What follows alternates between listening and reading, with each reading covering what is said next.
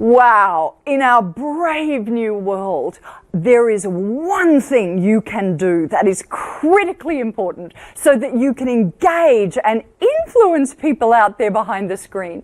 And that is to at least look like you're listening. Now, why would we do that and how? Can I ask you just to do this for me? Could you put your hand out in front, please?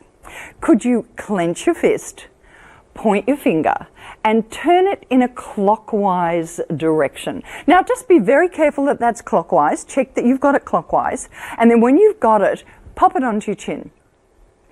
Now, I ask you, is that your chin? You know, most people will have followed me to here. Very few people listen to the words that we say. We actually follow the body. So if you're going to look like you're listening, it is about looking like you're listening. It's about body, because this is the critical thing with communication. Now, here we are behind the camera. You're not getting that feedback. You don't have your whole body to express.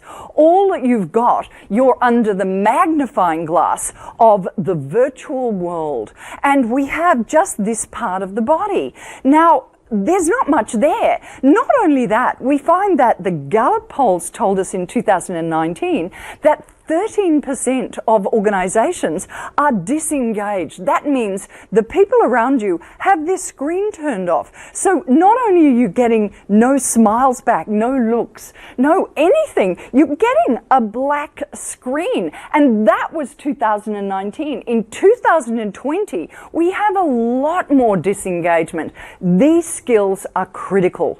So when we come into our virtual world and we're under that magnifying glass, what do we find? The rules are different. You know, there is a subjective distortion of time.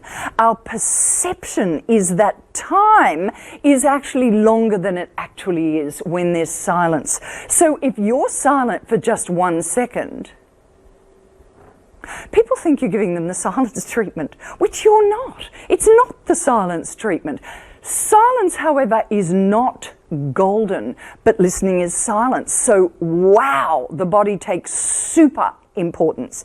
The other thing is that people at home, we're thinking everybody's relaxed, everybody's super happy to be there, and research is showing they're not.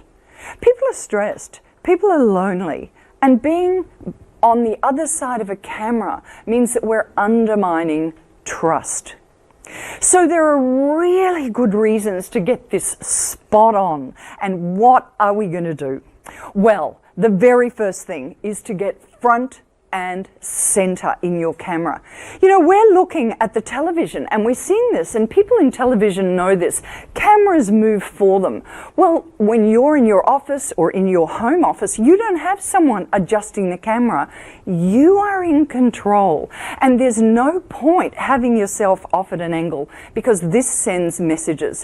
When the body itself is at an angle, that is not solid and balanced. When your head is at an angle, you know, this is what we do when we're listening and we're disconnected.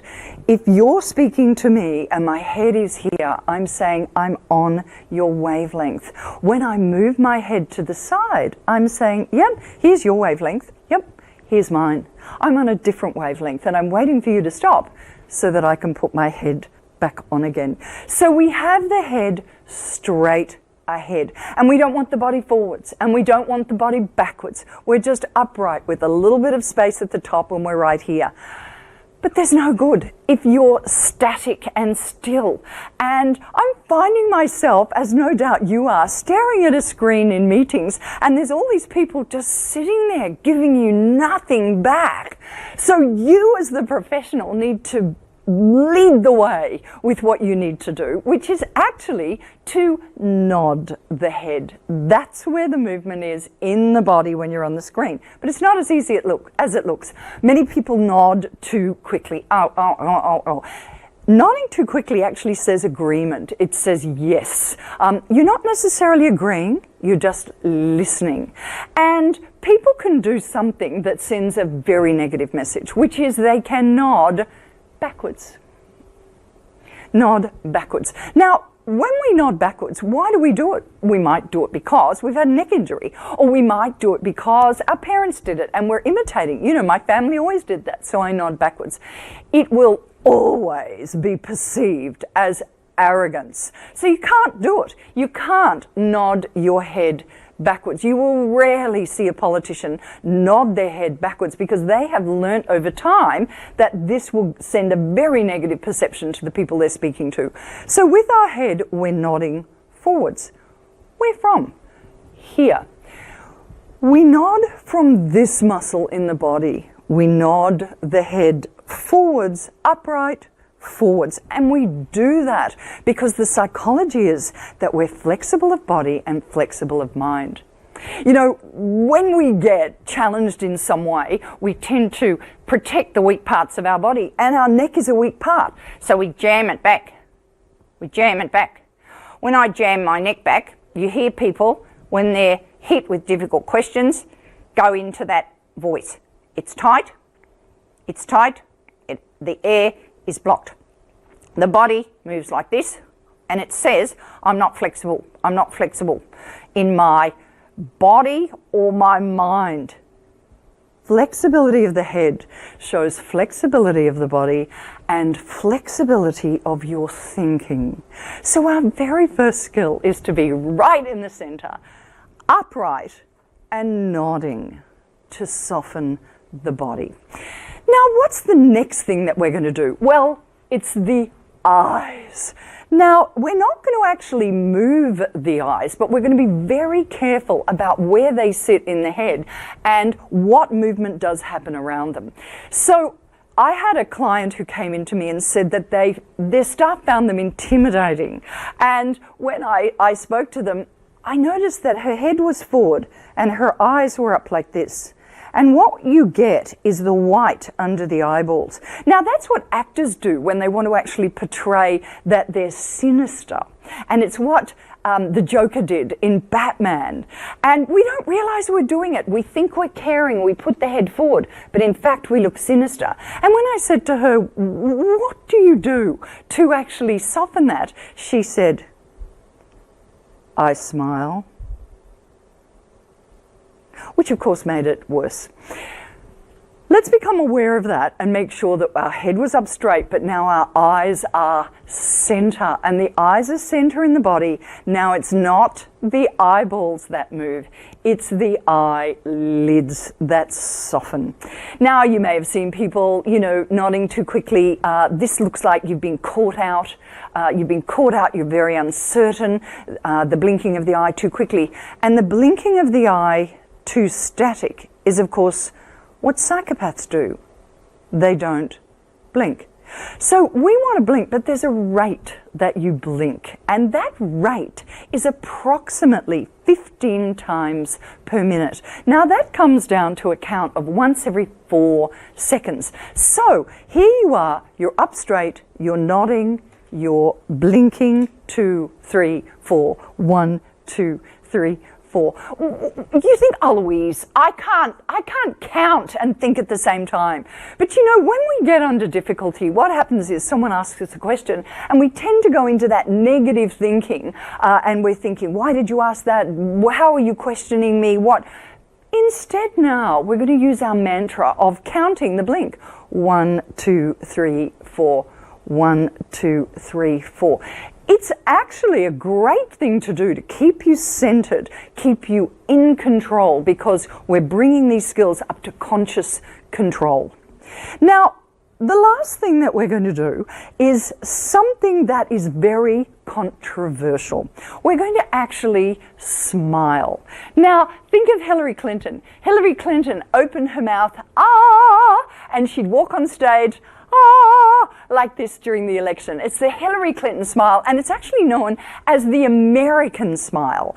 And the American smile has the mouth wide open, and it's fantastic because often the body is open, the mouth is open, and we're smiling to show how open we are. That wide smile, though, is very cultural, and it's different in other countries, and it's different in Russia.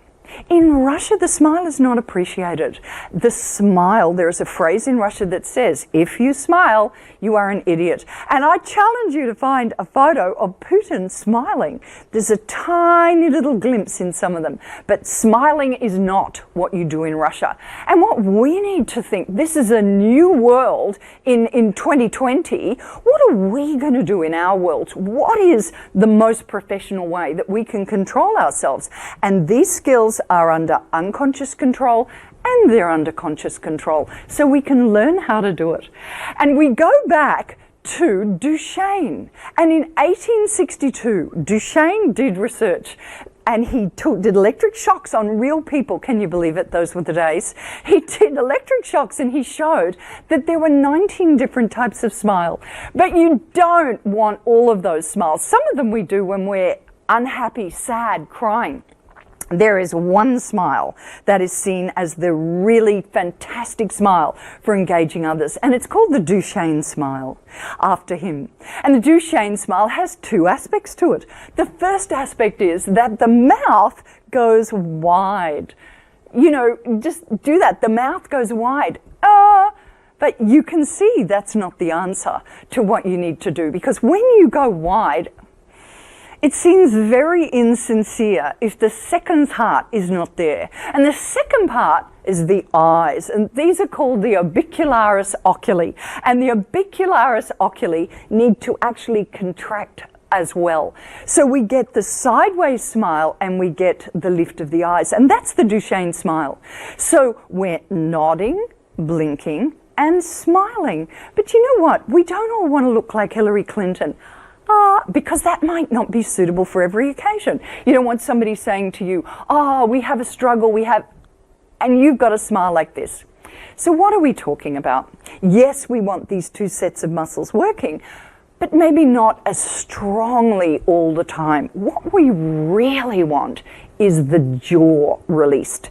And when the jaw is released, 90% of electrical current goes through the temporomandibular when you're thinking, and if we get stressed, it goes tight. You see people in the riots with tight jaws. No, we want that loose. And to get that loose, there's a trick. And the trick for getting the jaw loose is actually to press your tongue up onto your palate. Press your tongue up onto your palate. And that gives you takes the pressure off the temporomandibular and releases it so that the lips are slightly apart. So when it comes to smiling, I'm saying release the mouth, press the tongue. And it may be that it would be suitable to do the American smile, but you have a whole range of things that you do. It's a new world, that's for sure. You need to look like you're listening. And to do that, we need to actually think of ourselves under the magnifying glass and this part of the body that maybe we haven't put much thought to before. And that involves three particular skills. First of all, you are right in the center. And then you are nodding for some movement of the head. This is the part of the body that moves. Then you are blinking the eyes. This is the part of the eye that moves. And it's once every 4 seconds. And then you are opening the mouth.